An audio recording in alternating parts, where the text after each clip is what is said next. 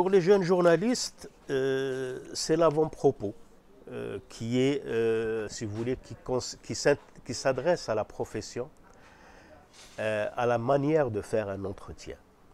Le titre de l'avant-propos, c'est l'entretien, virgule, infidèle aux mots, fidèle à la pensée. Vous savez, dans un entretien, vous posez des questions, il y a des réponses. Vous ne pouvez pas reproduire les mots tels qu'ils sont exprimés, parce que souvent, c'est d'abord la forme parlée. La forme parlée, l'oral. Donc, la phrase n'est pas construite. Parfois, vous avez beaucoup de digressions. Donc, ce qu'il faut retenir, ce qui est sacré, si j'ose dire, c'est la pensée. Même si vous changez de mot, il faut garder le fond de la pensée. Le deuxième élément que je leur suggère, moi j'appartiens à une génération où le journaliste était, je peux le dire, libre d'être journaliste. C'est-à-dire qu'il pouvait se permettre les comportements de journaliste qui étaient les siens. Il faisait un entretien et il en était le garant. Maintenant, tout le monde demande pratiquement à relire les entretiens. Moi, j'ai toujours refusé ça. Ça m'est arrivé même avec des ministres de dire non, je ne fais pas relire. Je suis professionnel. Vous avez des voies de recours. Si jamais votre pensée n'est pas fidèle, quand je la traduis, vous avez des voies de recours, vous avez des mises au point, vous pouvez même attaquer au tribunal, mais je ne fais pas relire. Maintenant, les entretiens, le plus souvent, malheureusement, sont plutôt élaborés par les services de communication des institutions. Quand je dis institution, elle peut être politique, elle peut être économique, elle peut être même une ONG. Hein. Actuellement, l'information, le journalisme est de plus en plus encadré, si j'ose dire.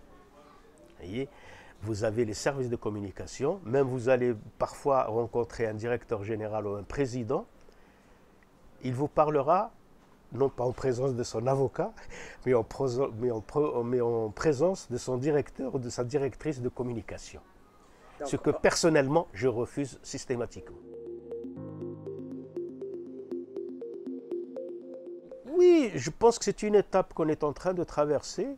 Je pense qu'elle n'est pas la meilleure, en tout cas de mon vécu. Honnêtement, je suis toujours un peu confronté à ce problème.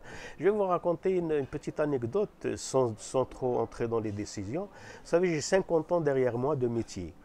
Je n'ai jamais été censuré, sauf ces 5 dernières années, où j'ai été au moins censuré à 3 fois. Il y a même des articles qui ont été supprimés de l'édition électronique. Mais comme elle était déjà parue en édition papier, ils ne pouvaient pas faire retourner les machines, hein. Ils ne pouvaient pas les faire revenir en arrière. Donc oui, dans ce sens-là, je suis frappé.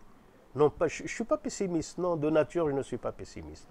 Je suis frappé par un peu cette évolution, qui pour moi n'est pas positive, c'est clair. Mais je ne suis pas pessimiste, je me dis c'est peut-être une étape.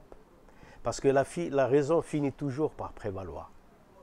Et l'arrivée de ces robots, de ChatGPT, toute cette technologie de l'information qui est en train d'évoluer à une vitesse incroyable, à votre avis, comment ça va se passer?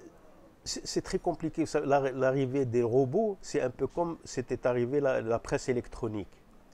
Mais avec la presse électronique, la grande presse, celle qui fait le métier, qui est journaliste, elle est restée fidèle à elle-même, elle est restée fidèle à sa rigueur. Vous prenez le monde électronique et le monde papier, c'est la même rigueur professionnelle. Ce qu'il faut espérer justement avec les robots, c'est que la raison finisse par prévaloir et que le professionnalisme reste la rigueur, la force principale de cette profession.